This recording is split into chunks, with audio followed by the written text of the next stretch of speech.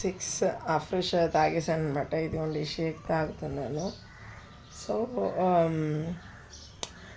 యాక్చువల్గా అయితే ఇది తాగినప్పటి నుంచి నాకు ఒక చేంజ్ అయితే కనిపించింది. బట్ అంటే అది అంత పెద్దది కాదు. వెయిట్ అనేది నాకు అర్థం కాలేదనమాట. ఎందుకంటే ఆఫ్టర్ 10 డేస్, ఎవ్రీ 10 డేస్కి ఒకసారి వెయిట్ చూసుకుందాం అనుకున్నాను.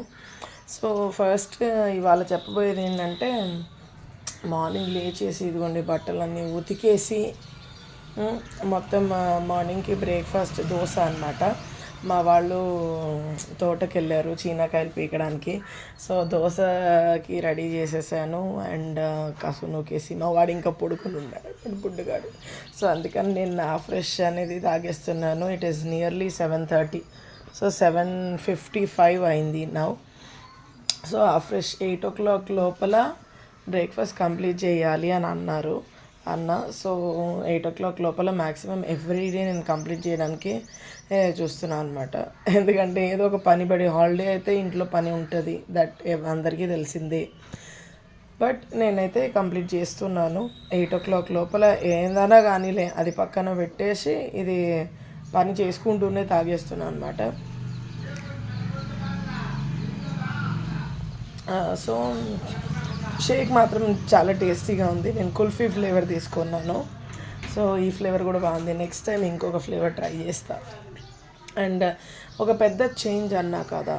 సో ఆ పెద్ద చేంజ్ ఏంటంటే, యాక్చువల్గా యాజ్ నా వెయిట్ 94 కంటే ఎక్కువ ఉంది కాబట్టి ఏమవుతుందంటే, ఎక్కువగా నేను స్కూల్లో వాక్ చేసేటప్పుడు and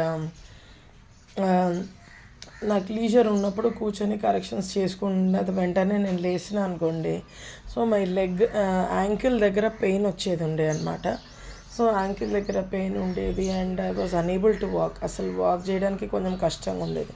but I feel little light. ఆ పెయిన్ అనేది తగ్గిపోయింది, రావట్లేదు. సో ఐ ఫీల్ హ్యాపీ అనమాట. యాక్చువల్గా మిగిలిన బాడీ వెయిట్ గురించి కాదు కానీ ఆ పెయిన్కి చాలా సఫర్ అయ్యేదాన్ని. సో ఆ పెయిన్ అనేది తగ్గింది. సో ఐఎమ్ లిటిల్ బిట్ కాదు, I'm so much happy. So ఇది ఆ ఫ్రెష్ మార్నింగ్ బ్రేక్ఫాస్ట్ అనమాట. So afternoon lunch as usual చేస్తున్నాను. And as usual but little bit of amount of rice కొంచెం తగ్గించాను అనమాట. ఎంత అనేది నేను మీకు ఇవాళ చూపిస్తాను. సండే కదా, సో సండే ఇంట్లోనే ఉంటా కాబట్టి సో వీడియో తీయడానికి కూడా నాకు ఆప్షన్ ఉంది. సో నేను వీడియో తీసి నేను ఎంత తింటున్నాను ఏంటి అనేది కూడా మీకు షేర్ చేస్తాను.